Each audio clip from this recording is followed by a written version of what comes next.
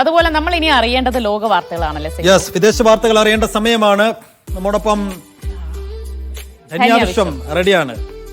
ധന്യ, ഗസയിൽ ഇന്നലെ എത്ര പേർ കൊല്ലപ്പെട്ടു എന്ന് ചോദിച്ചിങ്ങനെ എല്ലാ ദിവസവും തുടങ്ങേണ്ടത് ഈ ലോകത്തിന്റെ വേദനാജനകമായ വിധിയാണ്. എങ്കിൽ കൂടി അത് ചോദിക്കുകയാണ്, എന്തായിരുന്നു ഇന്നലെ ഗസയിൽ നടന്നത്? ഗസയല്ലാതെ മറ്റെന്തെല്ലാം വിഭവങ്ങൾ ഉണ്ടായി? സൈഫ് പറഞ്ഞതുപോലെ സങ്കടകരമാണ്. നമ്മൾ ഓരോ ദിവസവും കഴിഞ്ഞ 2 വർഷമായിട്ട് നമ്മൾ ഇത് തന്നെ പറഞ്ഞുകൊണ്ടിരിക്കുകയാണ്, ഇത്ര പേർ കൊല്ലപ്പെട്ടു എന്നുള്ളത്. 100ഓളം ആളുകൾ ഇന്നലെയും അവിടെ ആക്രമിക്കപ്പെട്ടു, നിരവധി ആളുകൾ കൊല്ലപ്പെടുന്നു, പട്ടിണി ഇപ്പോഴും തുടരുന്നു എന്നൊക്കെയുള്ളതാണ്. സമാധാന ചർച്ചകളും ലോകം മുഴുവൻ ഈ വിഷയത്തിൽ പ്രതിഷേധവും ഒക്കെ രേഖപ്പെടുത്തുന്ന സാഹചര്യത്തിൽ കൂടിയാണ് ഈ ആക്രമണം നെതന്യാഹു ഇസ്രായേലും തുടരുന്നത് എന്നുള്ളതാണ് ആ സങ്കടകരമായ വാർത്തയാണ്. അതിനൊപ്പം തന്നെ ഇന്നലെ UN നിന്നുള്ള ചില കാര്യങ്ങൾ കൂടി നമുക്ക് ആശ്വാസം പകരുന്ന ചില കാഴ്ചകൾ കൂടി ഐക്യരാഷ്ട്ര സംഘടന പൊതുയോഗത്തിൽ ഉണ്ടായിരുന്നു. അതിലേക്കും എല്ലാം കടക്കാം. നിരവധി ലോക വാർത്തകളുണ്ട്.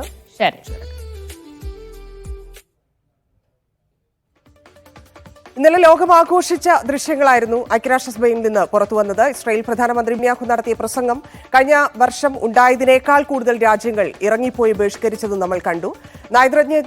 തന്ത്രജ്ഞരും ഉദ്യോഗസ്ഥരും ഹാൾ വിട്ടുപോയതോടെ വേദി ഏതാണ്ട് ഒഴിഞ്ഞൊരു നിലയിലാണ്. ആ പ്രസംഗത്തിനിടെ പലരും ഇറങ്ങിപ്പോയ ആ സംഭവം ഗസയിലെ യുദ്ധം തുടരുന്ന ഒരു സാഹചര്യത്തിൽ അന്താരാഷ്ട്ര തലത്തിൽ ഇസ്രായേൽ നേരിടുന്ന വർദ്ധിച്ച ഒറ്റപ്പെടലിനെ കൂടി സൂചിപ്പിക്കുന്നു എന്നുള്ളതാണ്. അന്താരാഷ്ട്ര ക്രിമിനൽ കോടതിയിൽ യുദ്ധക്കുറ്റത്തിന് കേസുകൾ നേരിടുന്ന നെതന്യാഹുവിന് US പ്രസിഡന്റ് ഡൊണാൾഡ് ട്രംപിനെ പോലുള്ള ചുരുക്കം ചില ആളുകളും സഖ്യകക്ഷികളും മാത്രമേ നിലവിലുള്ളൂ എന്നതും ആ കാഴ്ചയിൽ നിന്ന് നമുക്ക് വ്യക്തമായിരുന്നു. അപ്പോഴും കൂട്ടക്കുരുതിയെയും നിലവിലെ ആക്രമണങ്ങളെയും ന്യായീകരിക്കുകയായിരുന്നു നെതന്യാഹു ഇന്നലെയും. വിശദമായ റിപ്പോർട്ടുകൾ നോക്കാം.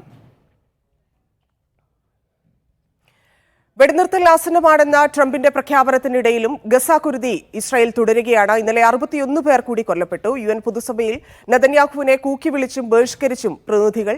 ഗസയിൽ ലക്ഷ്യം നേടാതെ യുദ്ധം നിർത്തില്ലെന്ന് നെതന്യാഹു പറയുന്നു. ബ്രിട്ടീഷ് മുൻ പ്രധാനമന്ത്രി ടോണി ബ്ലെയറെ ഗവർണറാക്കി ബദൽ ഗസ സർക്കാർ രൂപീകരിക്കുന്ന അജണ്ടയുമായി അമേരിക്കയും രംഗത്ത്. ഇസ്രായേലിലെ നവനാസികൾ എന്ന് വിളിച്ച് ഐക്യരാഷ്ട്രസഭയുടെ പൊതുസമ്മേളനത്തിൽ ഇസ്രായേലിനെതിരെ ആഞ്ഞടിച്ച കൊളംബിയൻ പ്രസിഡന്റിനെ Brazil president Lula da Silva ചുംബിക്കുന്ന ദൃശ്യങ്ങൾ അതിമനോഹരവും ആശ്വാസവുമായി എന്നാണ് ലോകം മുഴുവൻ പറയുന്നത്. പലസ്തീന്റെ മോചനത്തിനായി ഏഷ്യൻ രാജ്യങ്ങളെ ഉൾപ്പെടുത്തി അന്താരാഷ്ട്ര സേന രൂപീകരിക്കണമെന്നും ഇസ്രായേലിലേക്ക് ആയുധങ്ങൾ കൊണ്ടുപോകുന്ന ഒരു കപ്പലിനെയും പോകാൻ അനുവദിക്കരുതെന്നും UNൽ ഗുസ്താവോ പെട്രോ പറഞ്ഞു. അതിന് പിന്നാലെയാണ് ലുല ഡി സിൽവ കൊളംബിയൻ പ്രസിഡന്റിനെ സീറ്റിന് അടുത്തെത്തി അദ്ദേഹത്തെ ആലിംഗനം ചെയ്തുകൊണ്ട് തലയിൽ ചുംബിച്ചത്. കൊളംബിയൻ പ്രസിഡന്റിന്റെ പരാമർശങ്ങളോടുള്ള ഐക്യദാർഢ്യപ്പെടലിന്റെ അസാധാരണമായ പ്രകടനമായാണ് ബ്രസീൽ പ്രസിഡന്റിന്റെ ചുംബനം വിശേഷിക്കപ്പെടുന്നത്. ഇതിന്റെ ചിത്രങ്ങൾ സമൂഹമാധ്യമങ്ങളിൽ വ്യാപകമായി പ്രചരിക്കുന്നുണ്ട്. ഗസയിൽ ഇസ്രായേൽ നടത്തുന്നത് വംശഹത്യയാണെന്ന് പെട്രോ തന്റെ പ്രസംഗത്തിലും ആവർത്തിച്ചു പറഞ്ഞു. ഐക്യരാഷ്ട്രസഭയിൽ ഇന്നലെയുണ്ടായ മറ്റൊരു പ്രധാനപ്പെട്ട കാഴ്ച ട്രംപിനെ പുകഴ്ത്തി നൊബേൽ സമ്മാനത്തിന് പാകിസ്ഥാൻ നാമനിർദ്ദേശം ചെയ്തു എന്നുള്ളതാണ്. ഈ പുരസ്കാരത്തിന് ഏറ്റവും അർഹനായ വ്യക്തി ട്രംപാണെന്നാണ് ഷഹബാസ് ഷെരീഫ് ഇന്നലെ പറഞ്ഞത്. ഇന്ത്യ പാകിസ്ഥാൻ വെടിനിർത്തൽ സാധ്യമാക്കിയത് പ്രസിഡന്റ് ഡൊണാൾഡ് ട്രംപാണെന്നും അതിന്റെ ധീരമായ ഇടപെടൽ യുദ്ധം അവസാനിപ്പിച്ചുവെന്നുമാണ് പാക് പ്രസിഡന്റ് ഇന്നലെ UNൽ പ്രസ്താവന നടത്തിയത്. പഹൽഗാം ആക്രമണത്തിന് ശേഷം ഇന്ത്യ രാഷ്ട്രീയ മുതലെടുപ്പിന് യുദ്ധം ആരംഭിച്ചുവെന്നും പാക് സൈന്യം വൻ വിജയം കൈവരിച്ചുവെന്നും 7 ഇന്ത്യൻ വിമാനങ്ങളെ വെടിവെച്ച് വീഴ്ത്തി എന്നുമൊക്കെയാണ് ഷഹബാസ് ഷെരീഫ് ഇന്നലെ പറഞ്ഞത്. നയതന്ത്ര ചർച്ചകളിലൂടെ അന്താരാഷ്ട്ര പ്രശ്നങ്ങൾ പരിഹരിക്കുകയാണ് പാകിസ്ഥാന്റെ വിദേശ നയമെന്നും പാക് പ്രധാനമന്ത്രി പറഞ്ഞു. പക്ഷേ ഇതിനെല്ലാം ഇന്ത്യ ഇന്ന് തള്ളിയിട്ടുണ്ട്. അത്തരത്തിലൊന്നും ആയിരുന്നില്ല. പാകിസ്ഥാൻ ആവശ്യപ്പെട്ടതുകൊണ്ടാണ് വെടിനിർത്തൽ ഇല്ലെങ്കിൽ ആ യുദ്ധം അവസാനിപ്പിച്ചത് എന്നാണ് ഇപ്പോഴും ഇന്ത്യ ആവർത്തിച്ചു പറയുന്നത്. വ്യാപാര കരാറിൽ ചർച്ച തുടരാൻ ഇന്ത്യയും അമേരിക്കയും തീരുമാനിക്കുന്നു. തീരുവ യുദ്ധത്തിന് പിന്നാലെയുള്ള ചർച്ചയ്ക്ക് ശേഷമാണ് ഇപ്പോഴത്തെ പുതിയ തീരുമാനം. ഇരു രാജ്യങ്ങൾക്കും സഹായകമാകുന്ന കരാറിലെത്താനുള്ള ചർച്ച തുടരും എന്നാണ് കേന്ദ്ര വ്യാപാര മന്ത്രാലയവും അറിയിക്കുന്നത്.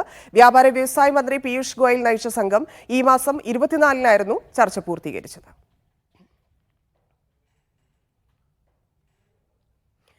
റഷ്യൻ പ്രസിഡന്റ് വ്ളാഡിമിർ പുടിനോട് നരേന്ദ്രമോദി യുദ്ധതന്ത്രങ്ങൾ ചോദിച്ചെന്ന നാറ്റോയുടെ ആരോപണം ഇന്ത്യ തള്ളുകയാണ്. പുടിനെ ഫോണിൽ വിളിച്ച് യുദ്ധതന്ത്രങ്ങൾ വിശദീകരിക്കാൻ ആവശ്യപ്പെട്ടു എന്നായിരുന്നു നാറ്റോ സെക്രട്ടറിയുടെ അവകാശവാദം. എന്നാൽ മാർക്ക് റുട്ടെയുടെ വാദം പൂർണ്ണമായും തള്ളുകയാണ് വിദേശകാര്യ മന്ത്രാലയം. ഇത്തരം പ്രസ്താവനകളിൽ ശ്രദ്ധിക്കേണ്ടതുണ്ടെന്ന് രൺദീപ് ജയ്സ്വാൾ പറഞ്ഞു. മറ്റുള്ള വാർത്തകളിലേക്ക് പോയാൽ കഴിഞ്ഞ ദിവസമാണ് ഒരു വാർത്ത വന്നത്. അമേരിക്കയിൽ ദീർഘകാലമായി താമസിച്ചുകൊണ്ടിരുന്ന ഒരു വയോധികയെ ഇന്ത്യയിലേക്ക് അമേരിക്ക തിരിച്ചയക്കുന്നു എന്നുള്ളത്. ഇമിഗ്രേഷൻ ആൻഡ് കസ്റ്റംസ് എൻഫോഴ്സ്മെന്റ് ആണ് ഹർജിത് കൗർ എന്ന സ്ത്രീയെ അമേരിക്കയിൽ നിന്ന് തിരിച്ചയച്ചിരിക്കുന്നത്. ഏതാണ്ട് 3 പതിറ്റാണ്ടായി അമേരിക്കയിലായിരുന്നു ഹർജിത് കൗർ താമസിച്ചിരുന്നത്. ആ സാഹചര്യത്തിൽ കൂടിയാണ് അവരെ ഇന്ത്യയിലേക്ക് തിരിച്ചയച്ചിരിക്കുന്നത്. എന്താണ് കാരണം എന്നൊക്കെയുള്ള കാര്യങ്ങളിൽ വ്യക്തത വരുന്നതേയുള്ളൂ. ഭരണഘടനയിൽ മാറ്റം വരുത്തി സ്ലോവാക്യ. നിയമപരിരക്ഷ സ്ത്രീക്കും പുരുഷനും മാത്രമാണ്. പുതിയ നിയമ ഭേദഗതി ദത്തെടുക്കുന്നതിനും വാടക ഗർഭധാരണത്തിനും നിയന്ത്രണം ഏർപ്പെടുത്തുന്നതാണെന്നാണ് അറിയുന്നത്. നെതർലാൻഡ്സിൽ റഷ്യയുമായി ബന്ധമുണ്ടെന്ന് ആരോപിച്ച് 2 പേർ അറസ്റ്റിലായി. 19 വയസ്സുള്ള 2 പേരാണ് അറസ്റ്റിലായിരിക്കുന്നത്. റഷ്യൻ അനുകൂലികൾ ടെലഗ്രാമിലൂടെ ഇരുവരുമായി ആശയവിനിമയം നടത്തിയെന്നും കണ്ടെത്തലുണ്ട്.